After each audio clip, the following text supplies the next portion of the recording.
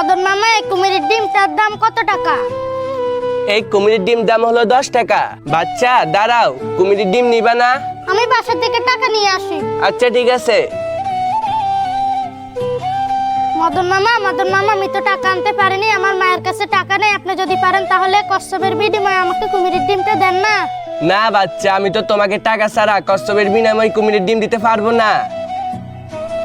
তুমি মন খারাপ করো না, তুমি একটা কাজ করো, তুমি সব বন্ধুদেরকে বলো ভিডিওটার মধ্যে লাইক দিয়ে চ্যানেলটাকে সাবস্ক্রাইব করতে, তাহলে আমি তোমাকে কুমিরের ডিম দিব। আচ্ছা ঠিক আছে।